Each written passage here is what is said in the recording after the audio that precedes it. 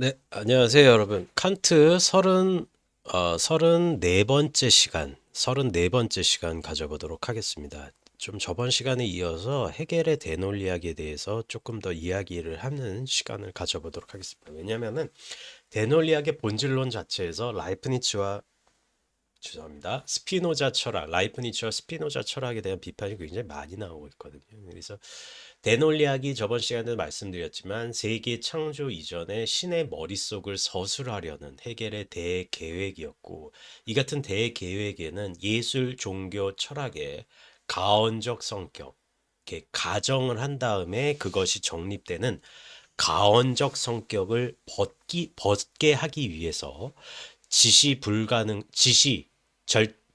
자기 지시성 그리고 거역 불가능성의 원리에 따라서 절대적인 최종 근거를 정초하고자 한 헤겔의 대계획에서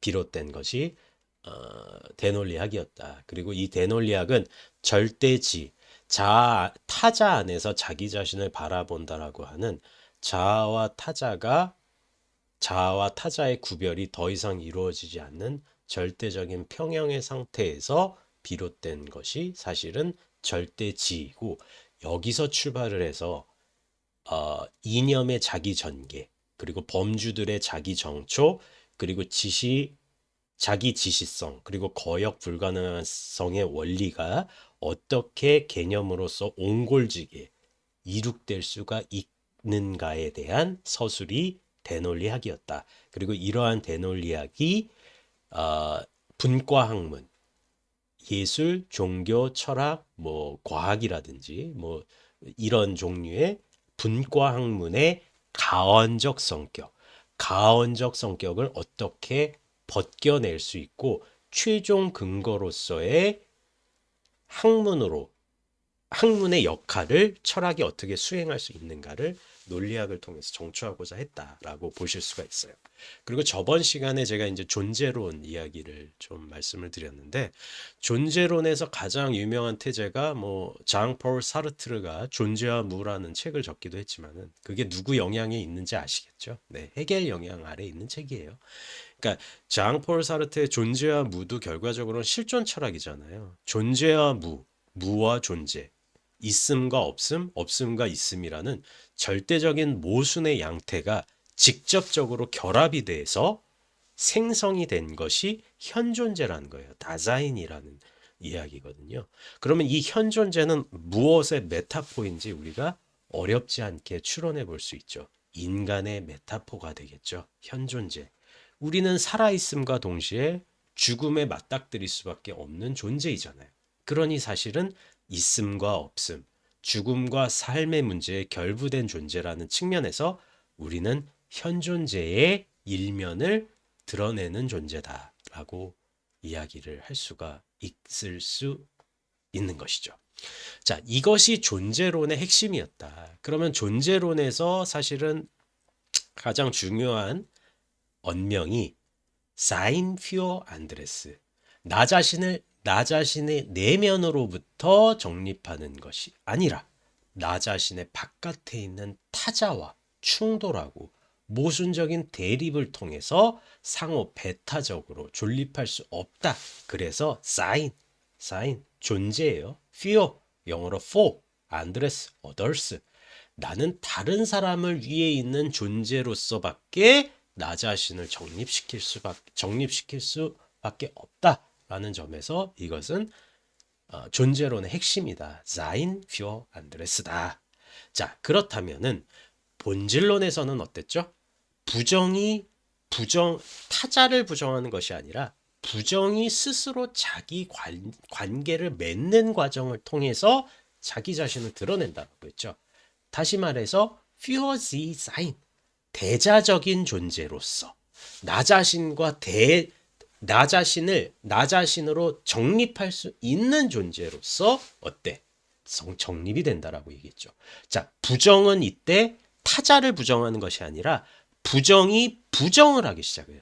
자, 부정이 부정을 해서 결과는 긍정이 되는 것이 아닙니다. 헤겔 철학에서는 이거 아니에요.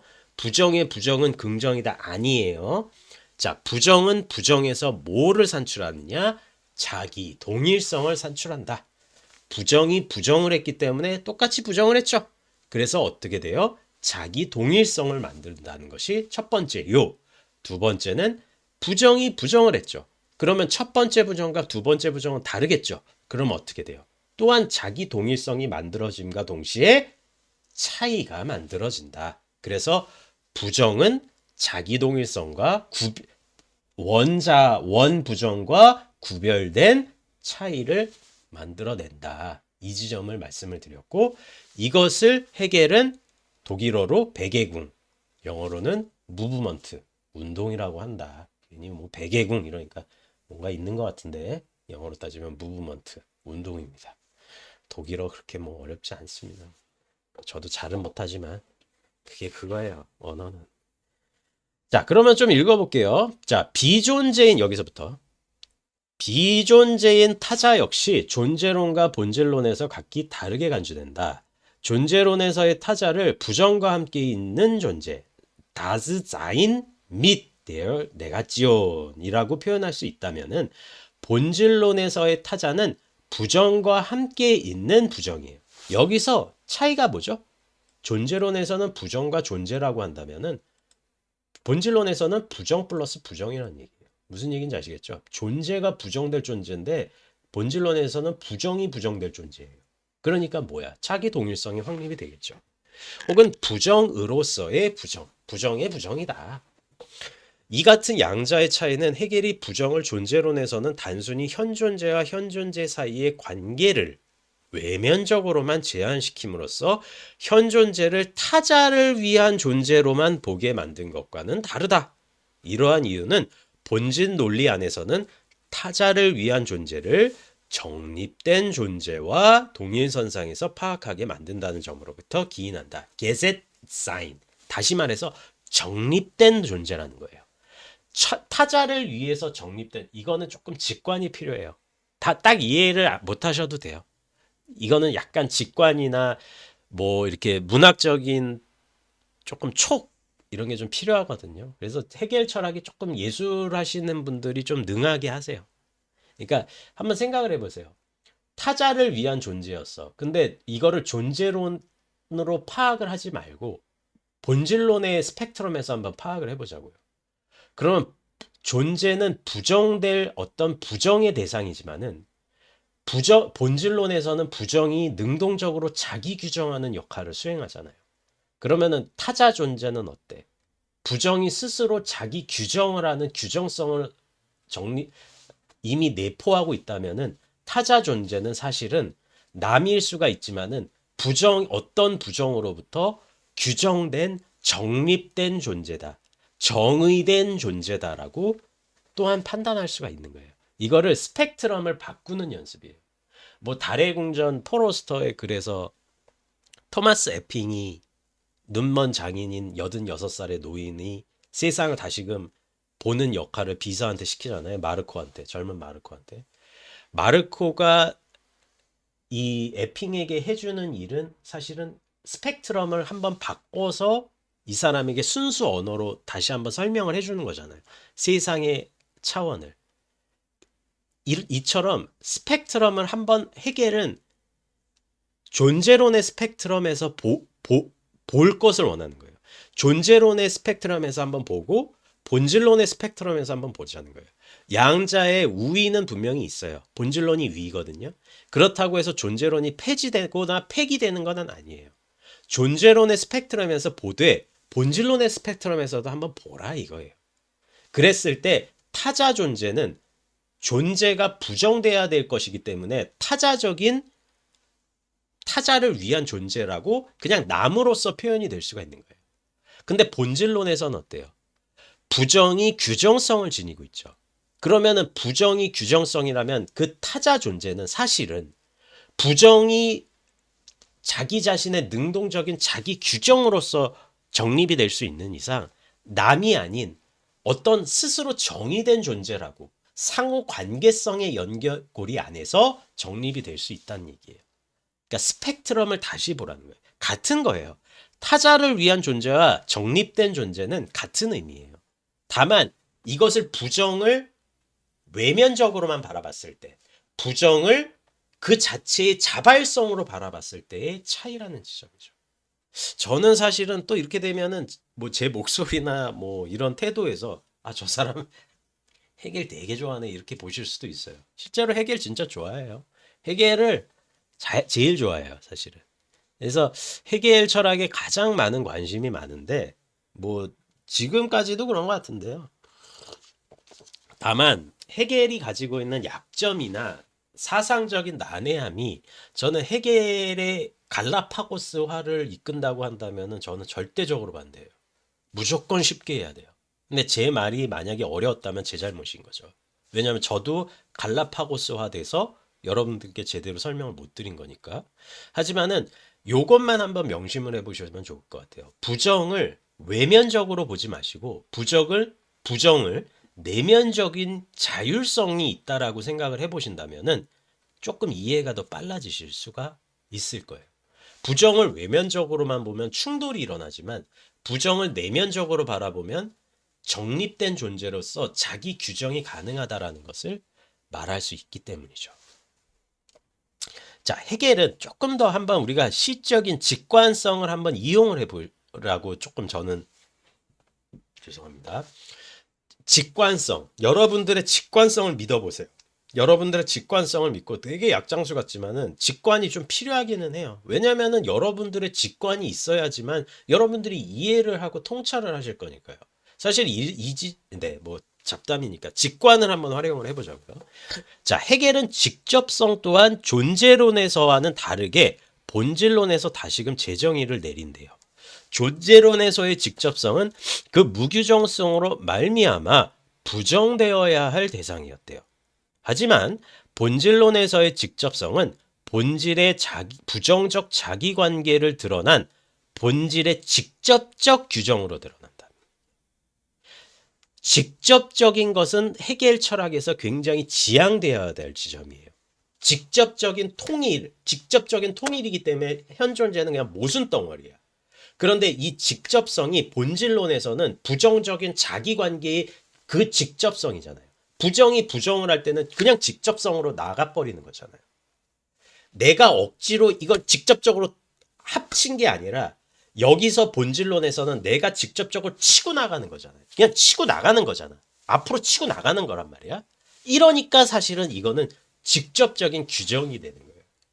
직접성이 외면적인 타자성으로 너랑 합했다 끝. 이게 아니라 본질론에서는 그 부정이 어때? 직접적으로 자기가 치고 나가는 거예요. 이게 이 차이라는 얘기예요. 그래서 직접성 역시 직접적 규정으로 바뀌게 된다는 얘기. 존재론에 계속 읽어볼게요. 존재론에서 존재를 규정했던 부정성은 본질론에서는 직접성으로 자기를 규정해요. 그냥 직접이야. 부정성 자체가 존재를 그냥 합쳐버려. 부정적 통일. 이게 아니라 이제 본질론에서는 부정이 나니까 직접적으로 자기를 규정해버리고 거기서 능동적으로 차이를 생산해내는 거예요. 자율적으로. 이 직접성은 또다시 스스로를 부정성으로 지향한다. 이 자기관계, 여기서 드러나는 거는 뭐다? 부정이 계속해서 부정을 했으니까 뭐야? 순환적인 자기 고리가 형성이 되는 거고 이것이 셀프 베개궁, 뭐 셀프 무브먼트 이렇게 돼요. 자기 운동을 시작을 하는 거예요. 내가 정립이 되는 거야. 자아가 여기서부터 정립이 되는 거예요. 부정성은 자기 자신을 부정하는 과정을 통해서 자기 자신으로 귀환하고 이 부정을 경유해서 자신을 획득한다. 이렇게 이야기한. 사실 데놀리아기에서 핵심은 이거예요.